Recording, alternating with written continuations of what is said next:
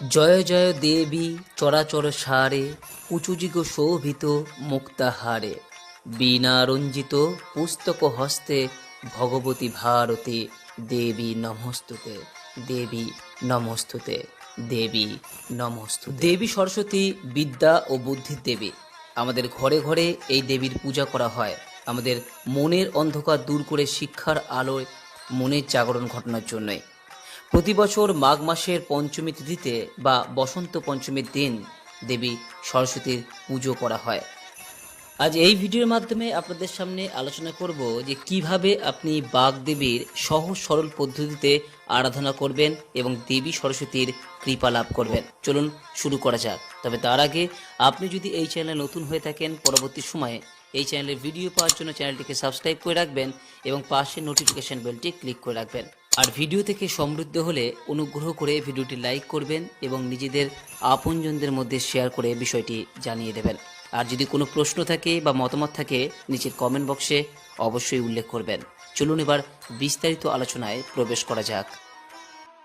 সবার প্রথমে আপনাদের জানাবো যে এই বছর 1431 বঙ্গাব্দ 2025 সালে এই বসন্ত পঞ্চমী কবে এবং কখন পড়েছে, এবং সবথেকে গুরুত্বপূর্ণ যে সরস্বতী পুজো আমাদের কোন সময়ে করা প্রয়োজন। কারণ বন্ধুরা, এই বছর সরস্বতী পুজোর দিন নিয়ে অনেকেই দ্বিধাগ্রস্ত। যেহেতু এই বছর সরস্বতী পুজোর যে বসন্ত পঞ্চমী তা মূলত দুদিন থাকছে, অর্থাৎ বসন্ত পঞ্চমী তিথি শুরু হবে আগামী 19শে মাঘ 2রা ফেব্রুয়ারি রবিবার দুপুর 12:14 থেকে। তাই রবিবার দিন যেমন দুপুরের পর থেকে সমস্ত দিন জুড়েই বসন্ত পঞ্চমী থাকছে, পাশাপাশি এই বসন্ত পঞ্চমী পরের দিন 23 ফেব্রুয়ারি 20 মাঘ সোমবার দিন সকাল 9:59 পর্যন্ত থাকছে। সেই কারণে অনেকেই এই বিষয়ে দ্বিধাগ্রস্ত যে এই বছর সরস্বতী পুজো কোন দিন করা প্রয়োজন, 19শে মাঘ রবিবার নাকি পরের দিন 20 মাঘ সোমবার। বন্ধুরা, এই প্রসঙ্গে আপনাদের জানায় যে আমাদের সমস্ত পুজো অর্চনা রীতিনীতি উদয়া তিথি মেনে সম্পন্ন হয়, অর্থাৎ বসন্ত পঞ্চমীর উদয়া তিথি কোন দিন পড়েছে সেই দিন ধরেই কিন্তু সরস্বতী পূজা সম্পন্ন করা প্রয়োজন। আর এই দিনটি সম্পন্ন হচ্ছে আগামী 20 মাঘ 23 ফেব্রুয়ারি সোমবার দিন। উদয়া তিথি অর্থাৎ সূর্যোদয় হচ্ছে সকাল 6:22 থেকে। তাই বসন্ত পঞ্চমী তিথি রবিবার দিন পড়লেও সরস্বতী পুজো কিন্তু আমাদের শাস্ত্র অনুসারে 23 ফেব্রুয়ারি 20 মাঘ সোমবার দিন সম্পন্ন করা প্রয়োজন। তবে সোমবার দিন সকাল 9:59 মধ্যেই সরস্বতী পূজা সম্পন্ন করা প্রয়োজন, কারণ এরপর কিন্তু আর বসন্ত পঞ্চমী তিথি থাকছে না। তাই সরস্বতী পুজো এই সময়ের আগেই সম্পন্ন করা প্রয়োজন। আশা করি দর্শক বন্ধুরা এই বিষয়টি আপনাদের সামনে পরিষ্কার হয়েছে। এইবার আসবো দর্শক বন্ধুরা মা সরস্বতী প্রসঙ্গে এবং তার পূজার বিষয় প্রসঙ্গে। যে কোনো পূজার কিছু নিয়ম কানুন এবং উপাচার রয়েছে, যদিও পূজার মেন বিষয় অর্থাৎ প্রধান অঙ্গ হলো আপনার অন্তরের ভক্তি এবং শ্রদ্ধা। অন্তরের ভক্তি এবং শ্রদ্ধার সঙ্গে এই সামান্য কিছু বিষয়গুলি যদি আপনি পালন করেন তাহলে সেক্ষেত্রে সেই পূজা সার্থক বলেই বিবেচিত হয়ে থাকে। বিদ্যা ও বুদ্ধির দেবী দেবী সরস্বতীর ক্ষেত্রেও কিন্তু এর ব্যতিক্রম নয়। সৃষ্টিকর্তা ব্রহ্মার সহধর্মিণী এবং বিষ্ণুপত্নী লক্ষ্মী ও মহেশ্বর জায়া পার্বতীর সঙ্গে একযোগে ত্রিদেবী নামে পরিচিত দেবী সরস্বতী। 3 গুণের মধ্যে তিনি সত্য গুণময়ী, অনন্ত জ্ঞানময় ঈশ্বরের বাকশক্তির প্রতীক বাগদেবী। গতিময় জ্ঞানের জন্যই ঋগ্বেদে তাকে নদীরূপে কল্পনা করা হয়েছে। তিনি বিদ্যা, বুদ্ধি, সঙ্গীত এবং সৌন্দর্যের দেবী। এই কারণেই শিক্ষার্থীরা তাদের বই, খাতা, পেন, পেন্সিল, এমনকি গান এবং আঁকার খাতাও দেবীর চরণে উৎসর্গ করে থাকেন আশীর্বাদের জন্য। খুব সহজ সরলভাবেই দেবীর কৃপাধন্য পাওয়া সম্ভব, আর এর জন্য বিশেষ কিছু উপাদানের প্রয়োজন, যা না থাকলে পুজো অনেকটাই অসমাপ্ত থেকে যায়। তাই দেবীর পূজা শুরু হওয়ার প্রারম্ভেই দেখে নিন যে প্রয়োজনীয় সামগ্রী এবং বিষয়বস্তু আছে কিনা। দেবী সরস্বতী পূজার জন্য যে সমস্ত উপকরণগুলি প্রয়োজন তা হলো সাদা কাপড়, পলাশ ফুল, প্রকার সাদা ফুল, আম্রপত্র, বেলপাতা, কাঁচা হলুদ, সিঁদুর, চাল, ধান, দূর্বা, 5 ধরনের ফল, তার মধ্যে কলা এবং নারকেল অবশ্যই কিন্তু প্রয়োজন। এর সঙ্গে একটি কলস, সুপুরি, পানপাতা, ধূপকাঠি, প্রদীপ, দুধ, খাগের কলম এবং দোয়াত।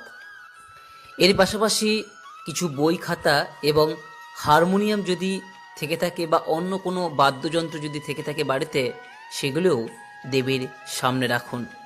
এই সমস্ত সামগ্রী অবশ্যই আগের দিন জোগাড় করে নেবেন। এরপর সরস্বতী পুজোর দিন সকালবেলায় উঠে স্নান করার নিয়ম। এই দিন অবশ্যই সকালবেলা স্নান করা প্রয়োজন, কারণ সমস্ত পূজার ক্ষেত্রেই এই বিষয়টি একেবারেই কমন। স্নান করার পর পূজা সম্পন্ন করা প্রয়োজন। বিশেষ করে এই সরস্বতী পূজার ক্ষেত্রে পুষ্পাঞ্জলি দেওয়ার জন্য সকালে স্নান করা আবশ্যক। স্নানের জলে এই দিন নিমপাতা ও তুলসী পাতা দেওয়ার নিয়ম আছে, এতে জলের শুদ্ধিকরণ ঘটে। এছাড়া স্নান করার আগে মুখে এবং গায়ে যদি নিম ও কাঁচা হলুদ বাটা মাখতে পারেন সেক্ষেত্রে আরও ভালো হয়। এতে আমাদের দেহের শুদ্ধিকরণ ঘটে এবং শরীরের কোন রকম ইনফেকশন থেকেও এই মিশ্রণ রক্ষা কবচ হিসেবেই কাজ করে। স্নান করার পর যে বস্ত্র পরিধান করবেন সেই বস্ত্র যদি সাদা বা হলুদ বস্ত্র হয় সেক্ষেত্রে সব থেকে ভালো, কারণ দেবী সরস্বতীর প্রিয় রং সাদা এবং হলুদ। যে কারণে আপনি লক্ষ্য করে দেখবেন অধিকাংশ ক্ষেত্রেই দেবী সরস্বতীর বস্ত্র হিসেবে এই দুটি রঙের মধ্যে কোনো একটি থাকে। এরপর প্রথমে পুজোর জায়গাটি ভালো করে পরিষ্কার করে মুছে নিয়ে একটি ছোট জল চৌকি বসাতে হবে, তবে এটি আবশ্যক নয়। এরপর একটি পরিষ্কার সাদা কাপড় পেতে দিতে হবে তার ওপর।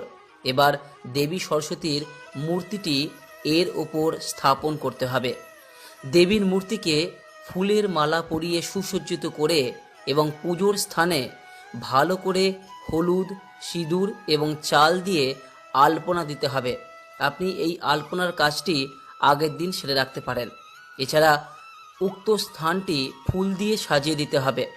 বই খাতা, পেন, পেন্সিল, এমনকি যে কোনো প্রকার বাদ্যযন্ত্র, এক্ষেত্রে বাড়িতে যদি কোনো হারমোনিয়াম থাকে তাহলে সেক্ষেত্রে আরও ভালো।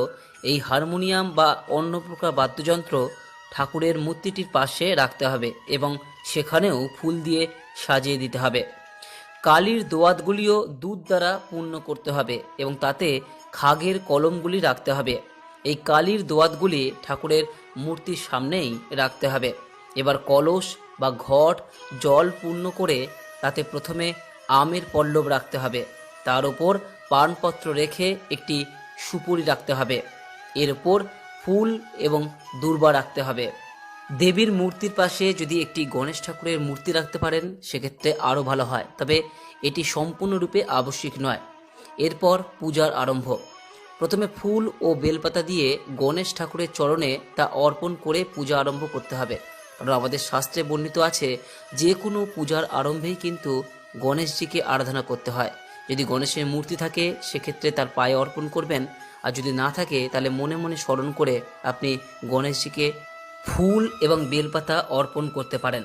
এরপর একইভাবে ফুল ও বেলপাতা একে একে বাগদেবীর চরণে অর্পণ করে পূজা আরম্ভ করতে হবে। এর সাথে দেবীকে আরাধনার মন্ত্র উচ্চারণ করতে হবে।